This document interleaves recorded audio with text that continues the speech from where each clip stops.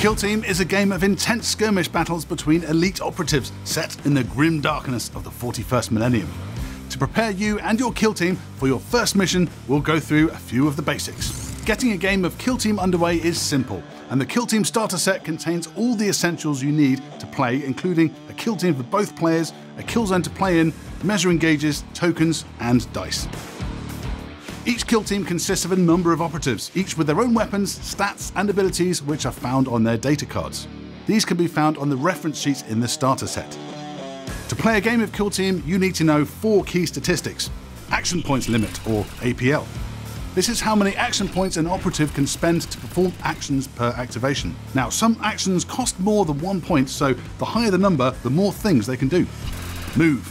The basic distance in inches your operative moves. Save. The rolled result you are aiming for to avoid taking wounds from enemy shooting attacks. Wounds. The number of wounds the operative can take before being incapacitated. Kill Team also uses a selection of tokens to help you and your opponents keep track of various effects during the game. For your first game, there are only a couple you'll need. You'll give these tokens to your operatives to decide whether they have an engage or conceal order. Engage. This operative can perform actions as normal. With this order, your operative will be aggressive, not taking care to conceal themselves. Conceal, the sneaky option. Your operative isn't a valid target for the enemy while they're in cover, but they can't perform shoot or charge actions themselves. Your operative will keep their head down, making them harder or even impossible to shoot. Operatives are given a conceal order when they are set up before the battle, and you can change their order whenever they're activated. Remember, as soon as your operative goes into an engage order, they're revealing themselves to possible enemy fire. Order tokens have 2 sides. The lighter side shows that an operative is ready and has not yet been activated during that round, or turning point as they're known in Kill Team. When you've activated them, flip it over to the darker side to keep track of which operatives you've used. Objective markers track key locations on the battlefield.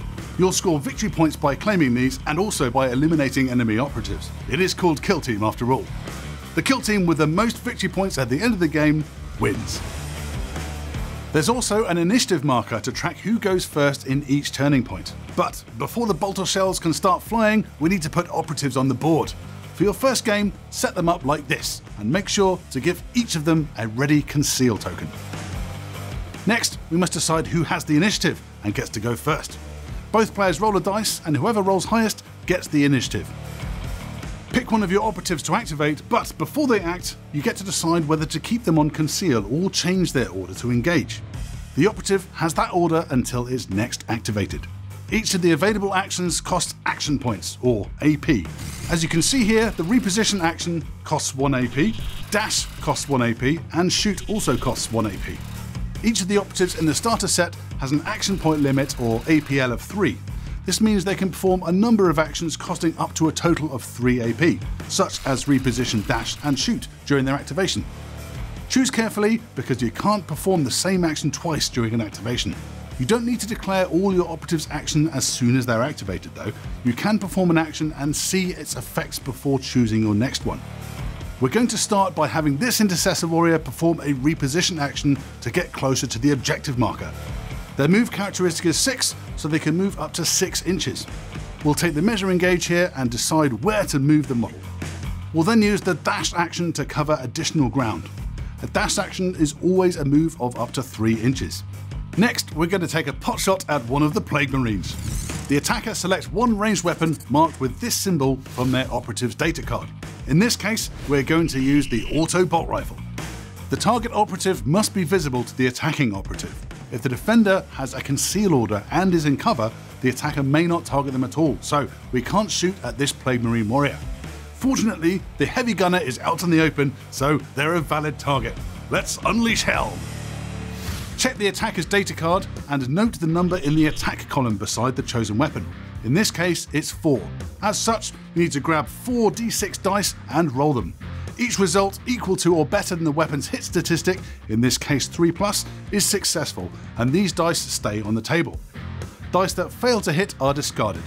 Any 6s are automatically classed as critical successes, often referred to as crits. All other successful rolls are normal successes. Clearly our dice have been blessed by the God Emperor himself. a crit and 2 normal successes. The defender now takes 3 d6 dice and rolls them. You might have noticed that this isn't mentioned in the operative stats. That's because, unless specified, every operative rolls 3 defense dice. Each result equal to or better than their save characteristic, in this case 3+, is successful, and these dice stay on the table. Dice that fail are discarded. Again, 6s are automatically classed as critical successes, and all other successful rolls are normal successes. Grandfather Nurgle is showing some favour to his followers too. Now we can use their successful defense dice to block the opponent's attack dice. A critical success can only be blocked by another critical success or 2 normal successes. So we can either block 2 normal or 1 critical success in this case. Because we want to stop the maximum amount of damage, let's block the 2 regular hits. All successful unblocked attack dice inflict damage on the target.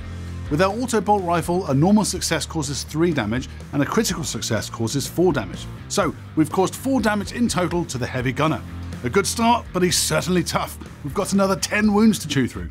Once an operative has sustained damage equal to or greater than their wound statistic, they're incapacitated and removed from the game. After our operatives have spent the early turning points moving around, they'll be close enough to get stuck into melee combat.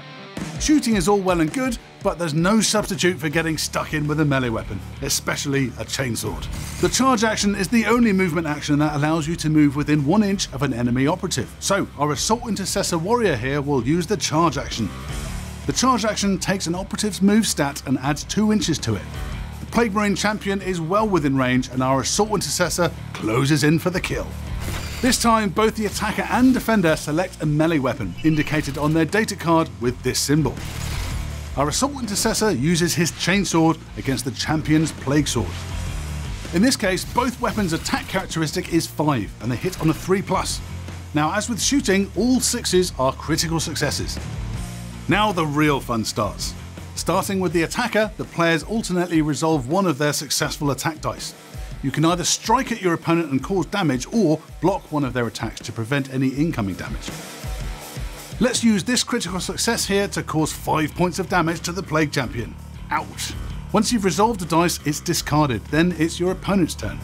The Plague Champion can then use a success to block one of their opponent's successes. When this happens, both dice are discarded. The players repeat this process until all the dice are resolved, or one operative in that fight is incapacitated. Deciding when to strike and when to block is one of the key things you'll need to master in Kill Team. It's very rare to emerge completely unscathed from combat, so keep an eye out on any wounded enemies you can finish off with a single hit. Now you've had a taste of how to move and fight with your Kill Team operatives, check out the Kill Team starter set. It's the ideal starting point for any budding player to get stuck into the new edition. It's got 2 complete kill teams, plus all the rules and terrain you need to start your special operations.